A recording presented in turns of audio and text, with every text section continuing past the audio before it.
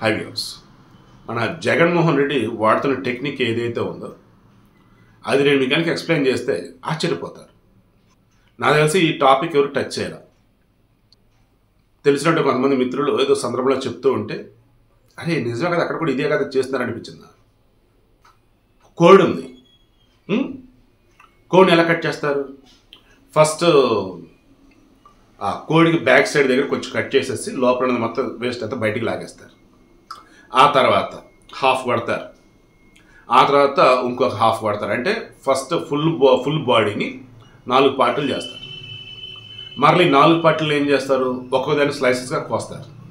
ఆ తర్వాత ఏం చేస్తారు? డైసెస్గా విడదీస్తారు, చిన్న చిన్న పీసెస్ కొట్టేస్తారు. ఇప్పుడు మన జగన్మోహన్ రెడ్డి గారు అదే ఫాలో అవుతున్నారు. ఆయన దగ్గర ఉంటే టీం కానీ ఐపాక్ వాళ్ళు మొత్తం కలిపి ఫస్ట్ ఒక డేటా కలెక్ట్ చేస్తారు. ఒక నియోజకవర్గం ఉంది. ఈ నియోజకవర్గం కోడ్ అనుకుంటే ఈ కోడిని 4 మండలాలు 5 మండలాలుగా విడదీస్తారు. ఫస్ట్ 4 మండలాలు విడదీశారు నియోజకవర్గాన్ని. ఈ మండలాలని గ్రామాలుగా విడదీశారు. ఇక ఇప్పుడు ఈ గ్రామాలలో ఏ కులం వాళ్ళు ఎక్కువ ఉన్నారు అలా ఓ పక్కి. మరలా ఈ కులంలో సబ్ కులాలు ఉంటాయి అన్నమాట, సబ్ కేటగిరీ. ఇప్పుడు కాపు సామాజిక వర్గం వాళ్ళు ఉన్నారు. వీరిలో మరలా తెలగ బలిజ ఇలా కొంత డిఫరెంట్ ఉంటాయి. సో అలా అనుకోవచ్చు. లేదు ఓసీలో వచ్చేసి కమ్మ, రెడ్డి, ఈ కాపు, బ్రాహ్మణ, క్షత్రియ, వైశ్య, ఇంకెవరైనా ఉంటే వాళ్ళు అలా అనుకోండి. బీసీ అనేది ఒక పీస్, ఒక స్లైస్ లాంటిది ఉంటే దానిలో డైసెస్ ఎలాగ మరలా వడ్డిర, యాదవ, గౌడ, తర్వాత ఇలా రిమైనింగ్ కులాలు. ఎస్సీ మాల, మాదిగ, రెల్లి ఇలా. ఎస్టీ సుగాలి నాయక్, తర్వాత గిరిజనులు ట్రైబ్స్ వాళ్ళు ఇలా. ఇంక ఇప్పుడు ఏం తీసుకుంటారు వాళ్ళు? ఆ నియోజకవర్గంలో మనకి గతంలో పోలైన ఓట్లు ఎన్ని, ఆ నియోజకవర్గంలో ఏ కులం వాళ్ళు ఎక్కువ ఉన్నారు, ఏ కులం వాళ్ళు ఓట్లు వేస్తే అక్కడ గెలిచే అవకాశం ఉంది. సింపుల్, మీకు అర్థమవుతుందా? ఒక నియోజకవర్గాన్ని తీసుకున్నారు, మండలాలుగా విభజించారు. ఆ మండలాలు గ్రామాలుగా అనుకోవచ్చు, లేదు మండలం వరకు అనుకున్నట్టయితే ఈ మండలంలో ఏ కులం వాళ్ళు ఉన్నారు, ఎవరు ఓటేస్తే గెలవచ్చు, ఎవరు ఓటు అయిపోతే ఓడిపోతారు.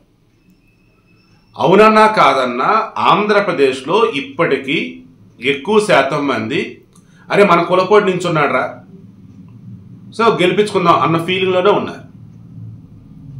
సో వాళ్ళు ఇప్పటికన్నా మారండి. మన కులపోటు నించుంటాం కాదు, వాడు బాగుపడతాడు, ఊరు బాగుపడాలి, రాష్ట్రం బాగుపడాలి, అది ఆలోచించండి. సో ఇప్పుడేంటి, ఇప్పుడు నియోజకవర్గాలకు సంబంధించి అటు ఇటు షఫిల్ చేస్తున్నాం మన జగన్ గారు. ఒకసారి మీరు ఆలోచించుకోండి. గతంలో ఎవరెవరైతే ఎక్కడైతే పోటీ చేశారో ఇప్పుడు వాళ్ళు అక్కడ పోటీ చేస్తారో లేదో కూడా అర్థం కావట్లేదు వాళ్ళకి. ఎందుకు? జగన్ గారు అక్కడ టికెట్ ఇస్తే ఓకే, టికెట్ ఇవ్వకపోతే వేరే చోటే, అసలు టికెట్ ఎక్కడ ఇవ్వకపోతే ఇంట్లో కూర్చోటం. కానీ కూర్చోకూడదు, వైసీపీ అభ్యర్థిని గెలిపించాలి. ఆ స్టేట్మెంట్ ఆల్రెడీ ఇస్తున్నారు కొంతమంది. మొన్న 11 నియోజకవర్గాలకు సంబంధించి అటు ఇటు షఫిల్ చేస్తున్నారు. ఇలా మీరు బాగా అబ్జర్వ్ చేస్తే మాల సామాజిక వర్గం వాళ్ళు ఎక్కువ ఉన్నటువంటి చోట ఆ వర్గానికి చెందినటువంటి అభ్యర్థిని ఆయన వైసీపీ తరఫున ఇన్ఛార్జిగా పెట్టారు. అలాగా బీసీ తర్వాత ఓసీలు కూడా అలాగే షఫిల్ చేస్తూ పోయారు. అవునా కదా? ఒకసారి మీరు చూసుకోండి చాలు.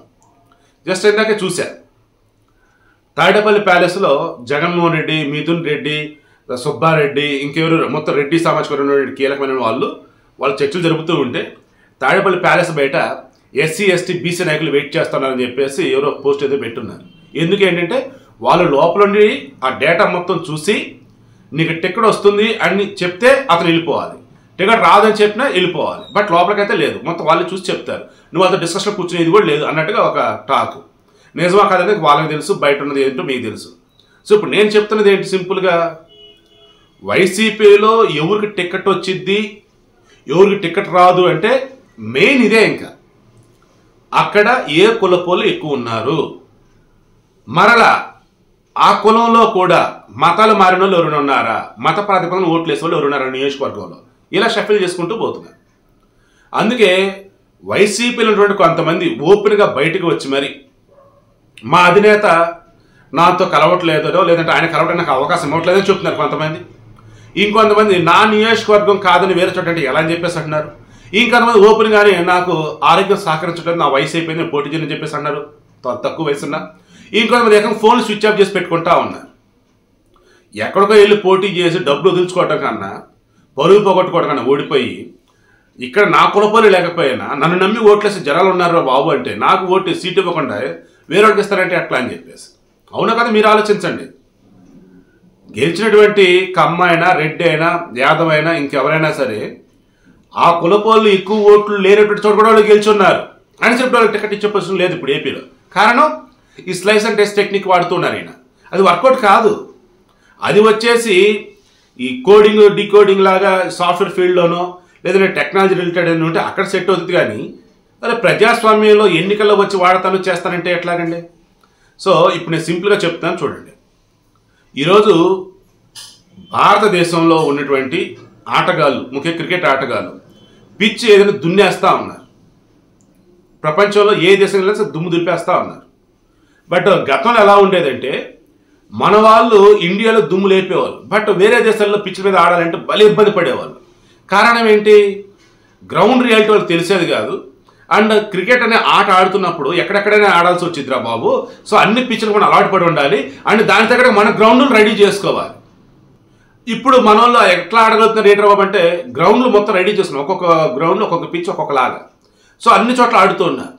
అవి వైసీపీ వాళ్ళు అన్ని వర్గాలకు టచ్ అయ్యే విధంగా, అన్ని ప్రాంతాల వారికి మేలు చేసే విధంగా అడుగులు కనుక వేస్తుంటే బాగానే ఉండేది. జనాల్లో భయంకరమైన వ్యతిరేకత వ్యక్తమవుతా ఉంది.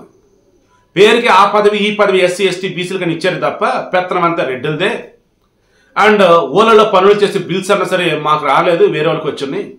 చివరికి ఆర్ఎక్సీకి సంబంధించి బిల్స్ పెండింగ్లో ఉన్నాయని కొంతమందికి వచ్చి కొంతమంది రాలేదు, ఆ వచ్చిన కూడా రెడ్డి వాళ్ళే అని చెప్పేసి అదొక టాక్ బయట. సో ఈవెన్ ఈరోజు ఆర్ఎక్సీకి సంబంధించి కూడా ఈరోజు నెట్వర్క్ ఆసుపత్రులు ఆపుతున్నారు అన్నారు. బట్ లక్కీలీ అమౌంట్లు ఎంతో ఇచ్చారట.